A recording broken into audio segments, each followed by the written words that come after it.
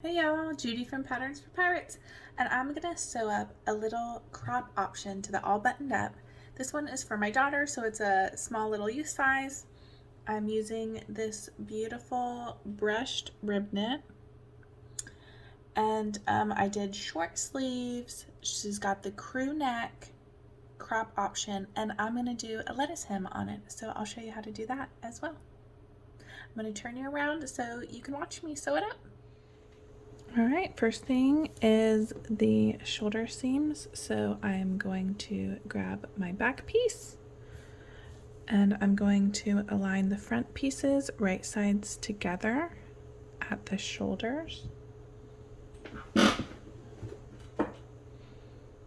Oops, right sides together. There we go. And I'm gonna zip up these shoulders right here.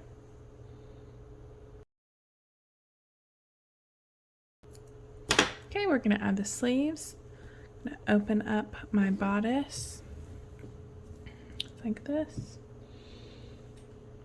And right sides together. I'm gonna match the notch at the shoulder seam. I like to press my shoulder seam towards the back. Normally I would actually press that on an iron, especially when you're using super stretchy fabric, which this pattern calls for pretty high stretch. So I'll press this at the end, but usually I like to press as I go. And then I'm going to match the notch at the front. Make sure I'm putting the front sleeve, the front slope on the front bodice. And I'm going to pin the back corner. I'm not going to pin in between. If you're a beginner, you might want to pin in between here. I'm just going to ease it in as I sew because I've sewn a million sleeves. You can watch me ease that sleeve in right there.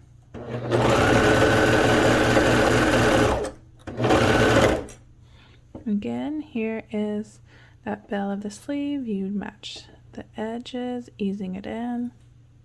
You shouldn't need to stretch either part. You're just matching the edges of the opposite curves. Okay, I'm going to quickly do my other sleeve now.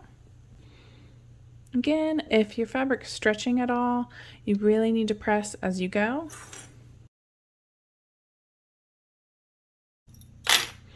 Okay, now I'm going to head over to the iron. I'm going to press all the seams that I've sewn so far, and I'm also going to do a memory hem on the sleeves. Actually, I'm going to do a lettuce hem, so I'm not.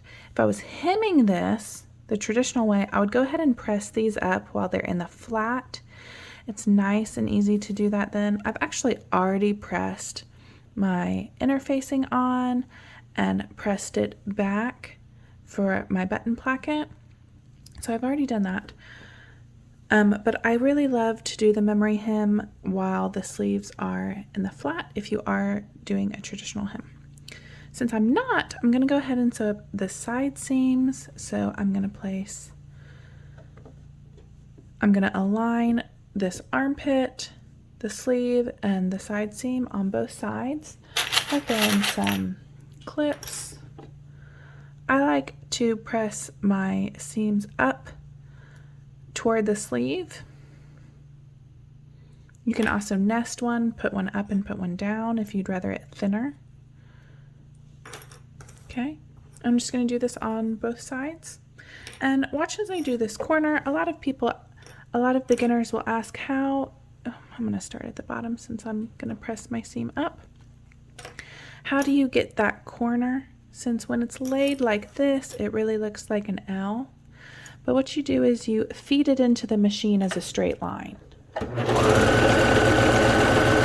So when you get to this corner, what you're going to do is instead of laying it naturally like this, you're going to gather this up on this side to where it's feeding into the machine as a straight line.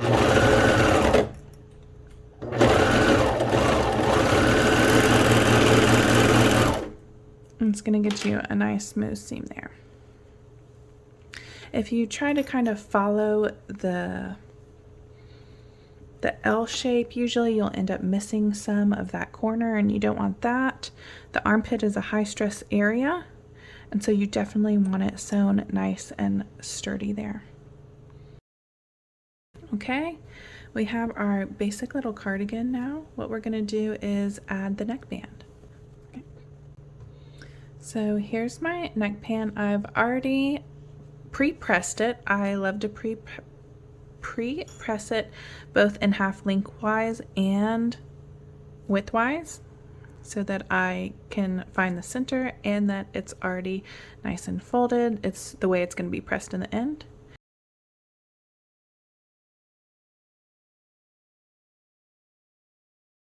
Okay, so what I did was right sides together, just like this, and I'm just finishing these edges here. The pattern has a square finish.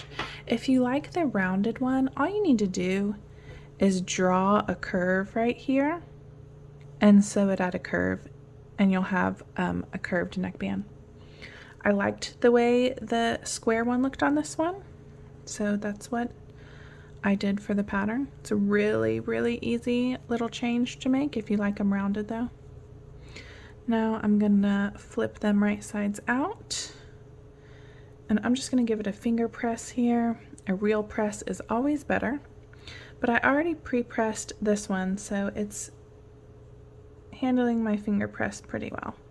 I already have the center marked here. I don't know if you can see that crease line where I ironed it. So it's ready to be attached to the main cardigan here. What we're going to do is we're going to match the center back to this center that I just marked. Clip it in place. And then we're going to go to the front. I already folded this back. You definitely need to have your interfacing and it pressed before this step. So if you haven't done it, you need to go add your 1.5 inch of interfacing and fold it back 3/4. So what we're going to do is we're going to align this finish edge to our folded edge, just like this. And I'm going to use a pin instead of a clip. I find it much more accurate when trying to hold something exactly in place. Normally I baste this right here. The only reason I'm not is because I'm doing this video and I didn't want to switch machines. Otherwise, I highly recommend basting right there. It's such a quick little step you can add in, and it makes your finish much easier to get perfect. So I'm just going to do this on the other side, aligning my finished edge of the neckband to this folded edge, just like that. You want it unfolded when you pin it though. You just want to align this fold to this finished edge. Ta-da, right? Again, I highly recommend just basting it the first inch and just making sure it's perfect, because when you sew it on a serger, often one of the fabrics is going to move a little bit. It's just a lot harder to be super precise on a serger, especially when you're taking off, I feel like. Okay, and as you can see, my neckband is a little bit smaller than the neckline, which is traditionally always the case on stretch fabric. So you're just gonna slightly stretch. It's not as tight as a classic t-shirt. Since it's open, you don't stretch quite as much, but as you can see, still a little bit. So you're just gonna stretch evenly.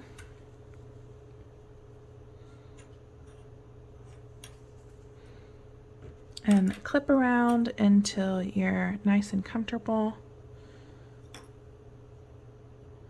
That's how many I'm gonna add. Again, I'm gonna attempt this on my serger. Normally I would absolutely baste this, so I'm a little bit nervous. Hopefully it comes out perfect for me. I'm really picky about that, so I'm not going to move this pin till I absolutely have to. Okay, I think we got it. We'll have to check it. Hopefully neither of them moved on us. Again, I like to press my shoulder seams to the back. Make sure if it's pressed to the back when you sewed your sleeve, it's pressed to the back when you sew your neckband. If you pressed it to the front, you want to follow that and press it to the front right now. Otherwise, your seam will be flipped right here and it won't be as comfortable.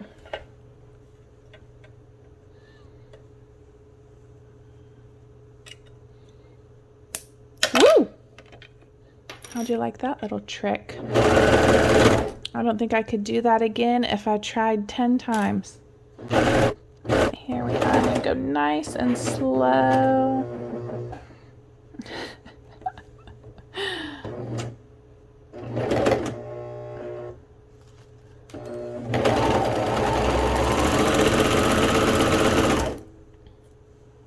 Let's see how we did.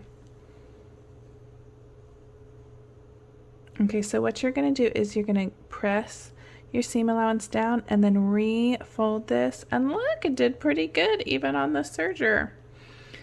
I'll check the other one. Again, you're going to press your seam allowance down. I'm just going to finger press it for right now. And then press it back. And hey, we did pretty good, nice and slow. There we go. I do still highly recommend basting, even though mine turned out okay. It turns out every time if you baste. So I highly recommend basting. You can finish the edge right here.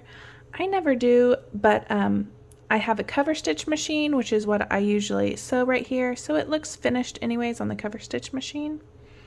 What I'm going to do now is with that folded down, I'm just going to cover up this very first section. Let me see if I can do that a little bit closer. Again, fold, press down, just finger pressing. It would be much better with a hot iron.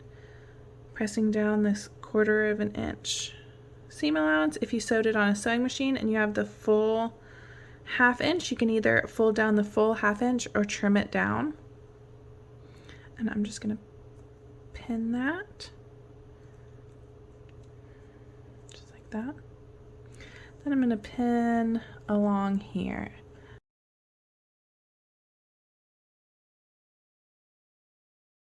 Pinning this front little, this will become your placket. It's not a separate band. I know traditionally a lot of sewing patterns have a separate band piece, but I find it really finicky to align this band and this band, and if it's not absolutely perfect, it's really easy to see that it's not perfect. And so this way, if you don't get this part perfectly on the fold, you know what, you can just fold it back a little more or a little less and nobody will know. Whereas if you have a separate band piece and you don't get it perfect, there's no saving it. It's not perfect and it's very obvious to see that it's not perfect. And so that's why I went this route for the scoop neck. I think it gives it a really easy finish to get perfect. So that's why I went with this. I am going to have to move machines now.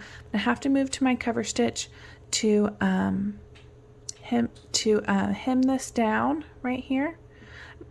And then we'll be doing our lettuce hem. So I'll show you how to do that in the next lettuce hem video.